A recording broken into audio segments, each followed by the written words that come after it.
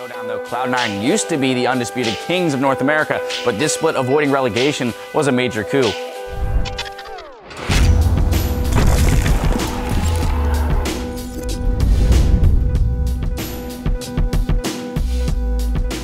Cloud9 has had a history of great finishes, but not many expected to see Cloud9 avoid the spring promotion tournament. Something had to change, and then that's when the idea of me coming back came up. Let's jump right into our first series of the regional qualifier. It's going to be Cloud9 versus Gravity. We are on the Rift for game one. Still waiting for another jump. Mid-lane, 1v1. Gets the Q off the last auto. Minion. Oh! Section of damage coming in from Gravity. Now onto balls. They take him down. Equalizer wasn't even used. It didn't feel that great going to Gauntlet because we just finished 7th and we just got high on the team, so our synergy wasn't that great yet. 55. Perseverance pays off for Gravity. Entire split, we basically shit the bed. We did really badly, and we felt like we were playing really badly. Like the entire scrims and everything just felt terrible. That's the ult against the wall. High was the only one not included. Now on to game 3. What can Cloud9 bring out to keep themselves in the series? Actually, we didn't feel that kind of down after the first 2 games. It sucks that we lost, but we knew we had it in us to really move forward. Has their eyes on the prize. That's going to be the last hit. Just a tip onto Alltech. We felt, I felt like we had a shot. Well, they're going to go for money.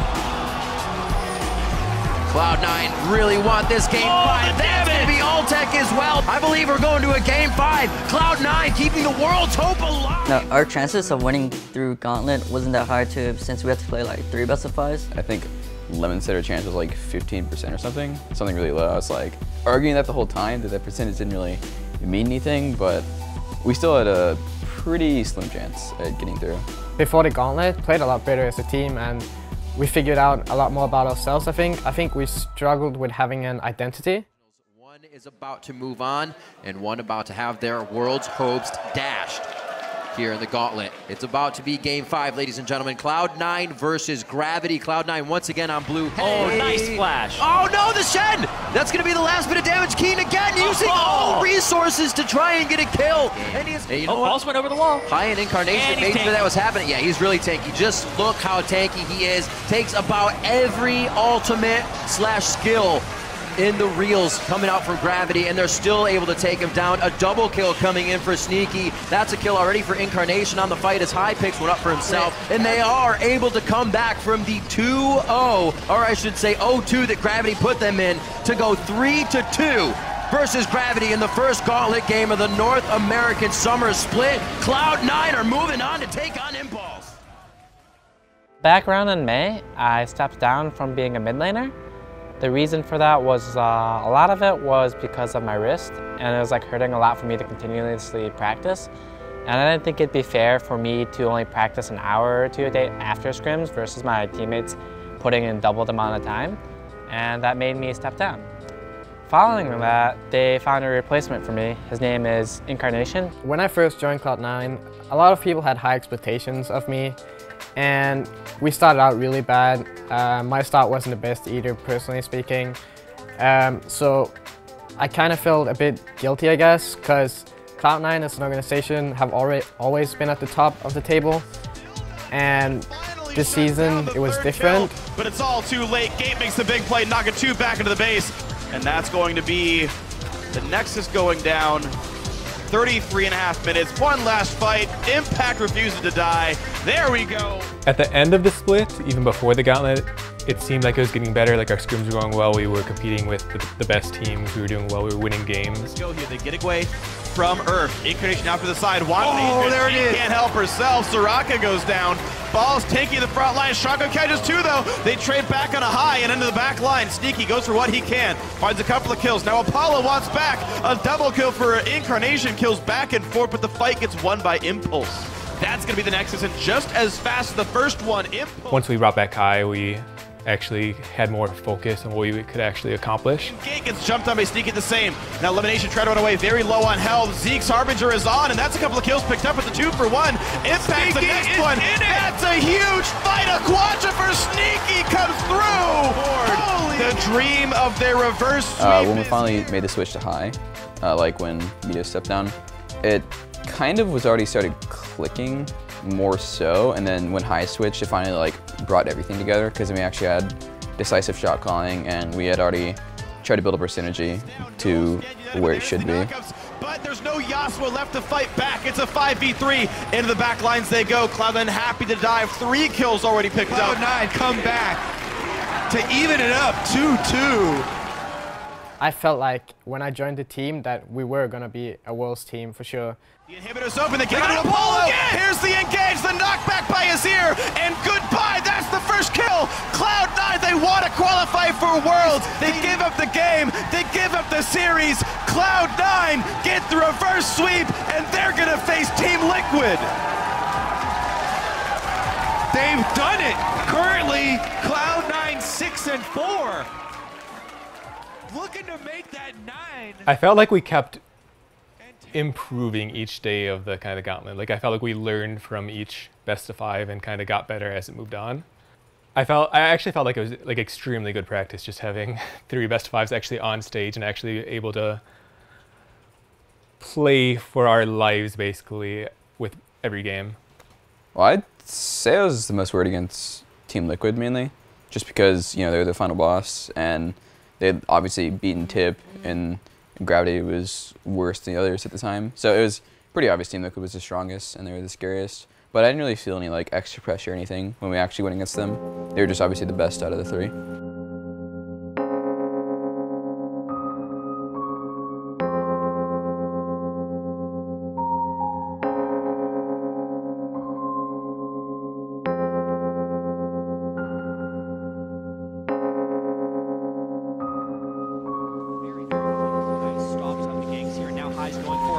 If they get something, that's going to be very low. Piglet's next. There's the passion.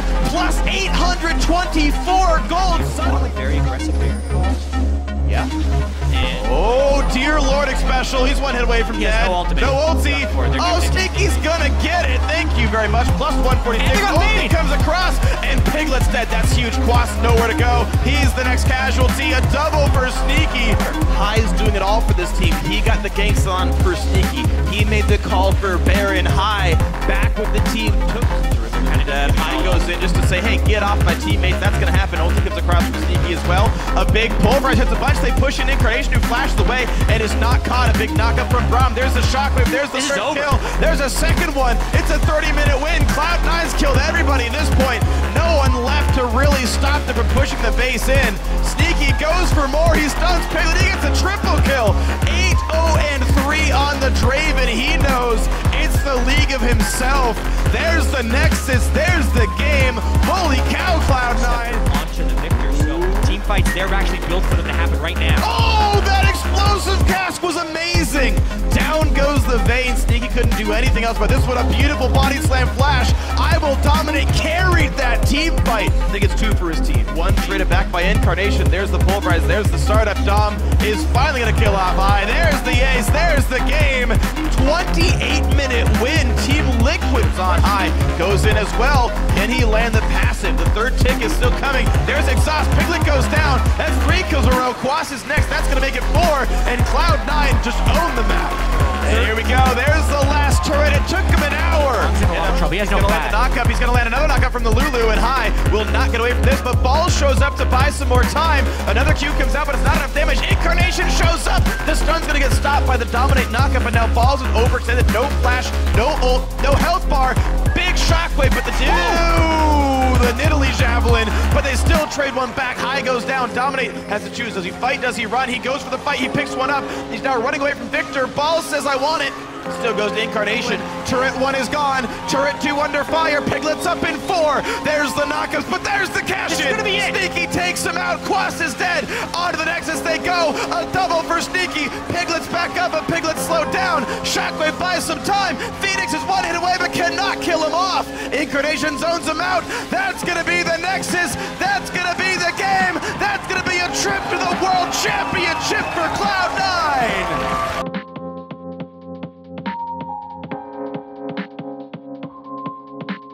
Well, I was super relieved that the gauntlet was over in the first place, just because there's so many games. It's really stressful. I didn't know what was going to happen. I was really happy, because my team really wanted to go to Worlds. They wanted to go prove themselves that they're still a good team. We don't want to be a bottom team. We've never been a bottom team, and that's not what the Cloud9 mantra is all about. Worlds is a pretty amazing experience for League players. You just get to go in, practice for a ton of weeks before the event, and then usually you get a good shot at proving yourself. So I'm really glad we made it here. And going to Worlds, we're gonna have to practice a lot during Korean boot camp. Our whole mentality was kind of just practice as hard as we can for these next few weeks and make sure that we can put up our best showing.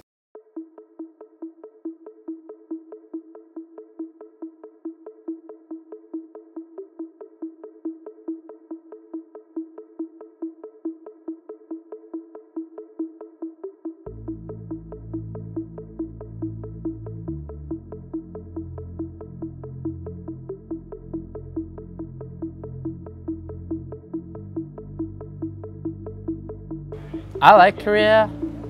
The food here is great. The atmosphere is generally not that bad. And I think everyone's just really tired since we've been out here for so long. And it feels like we've been lagging, if that makes sense. We haven't been doing a whole lot. We've been playing a lot of solo queue. So when we first got to Korea, we went to the place we were at last year. But the difference between now and then is that we have a lot more people staying with us. And we're all sharing like one bathroom that wasn't that nice. And it's basically very unideal living situations for 9 people. So we found a new place that has 2 bathrooms. It's bigger than the one before. Our setup so far, at first it's kind of bad. We only had our laptops. It was a pretty small screen and we had no chairs. And then a few days in, after we had moved to our new place, we finally got BenQ monitors, which is really nice because we're actually all used to 144 Hertz now. Jensen actually brought that to us. None of us had heard of it before, but now we're all finally using it, and BenQ brought over the monitors to finally help us out. And 144 Hertz is like amazing when you have it, and then when you don't have it, you're like complaining the whole time. It was like, why am I playing on 60 Hertz? So I'm glad BenQ was able to bring the monitors over to help us out. There's not really much to do besides playing solo queue, so that's just all I do. Like playing solo queue, eating Korean barbecue, and just like over and over. I'd say Korea's been a bit worse for us overall than last time. I mean, we're not really doing much different. We're still playing solo queue. It's just the, like, I guess some vibes we get from like scrims and solo queue. I'd say the solo queue is a lot different than last year. It's been good, both good and bad, I would say. Personally, not a big fan of the Korean food, so but we've had some good scrims, and it's different. Like, it's a new culture. Everyone plays differently, so we definitely learned a lot from going to Korea. Hopefully, it will show at Worlds. Well, right now I've basically just been trying to kind of get a good idea of what are the strongest picks in the meta, like trying to learn basically what the meta of Worlds is going to be since it's changed so dramatically since the Gauntlet. Personally speaking, I don't know if there's a specific team that have like taught me a lot. I think I just learned more about myself, if anything. I don't really think that the Korean mid laners or Chinese mid laners are like super outstanding. I think the Korean and Chinese teams are really good because they play good as a team, not individually. So if anything, I think I just learned more about myself.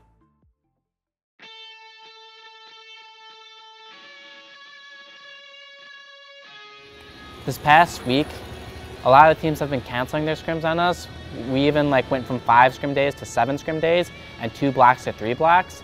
But we've been missing scrim blocks because teams are canceling or we can't just fill them since teams are full. And the amount of practice we've been having isn't up to par to the amount we need. I don't want to use that as an excuse for us to do poorly. We'll do our damn best no matter what. If that's not enough to win, then whatever, but I'm going into it confident in my team and our ability to show up when it matters. We're coming into Worlds as the underdogs, but I definitely think we have the potential to upset and get out of groups, but it's gonna be hard for sure. Well, nobody really expects us to do that great since we're the underdogs, so I don't know, we might be able to come out like dark horse or something. Personally, I think our chances of actually making out of groups is quite low. I think it'll be very difficult to actually do that. I think the teams we're up against are all extremely strong teams. Even AHQ, I think, is a very, very strong team, and I think they're the weakest besides ourselves. So I think we're basically going to have to climb a mountain to get our groups. I'm pretty excited to be able to play the Worlds matches finally. We've waited like 3 or 4 weeks now just preparing the scrims, solo queue, and I want to finally get to play a game, see what we can do against international teams. So I felt really happy that we were able to attend Worlds, but I would be lying to say that I wasn't a little bit sad at the same time. People got mad at me because I remember saying I wasn't super excited to be at Worlds, and I feel like they're not understanding my point of view. They're comparing me to people like Piglet and Phoenix that have been working the entire year to try and go to Worlds, but just a month prior, my entire mindset changed. I was supposed to be retired, sitting back, cheering for the team instead of playing for them.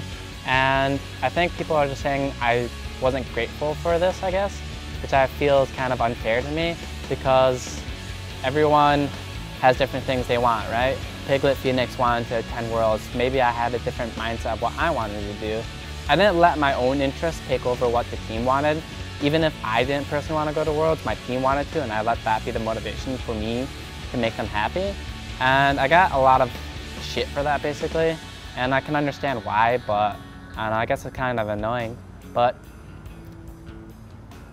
I'm happy to be here, even though I wasn't initially happy to be here. I'm happy that we're here, and I hope that we can do well to show that we aren't a bad team and that we are a good team. No one expects anything of us, but that only motivates us more to like tell them to shut up, basically, and to watch us.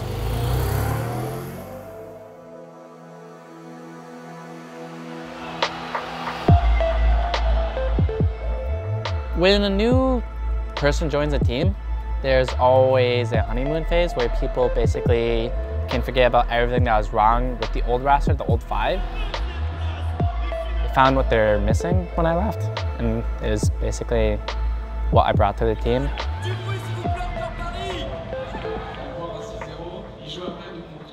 I do plan on retiring during the off season.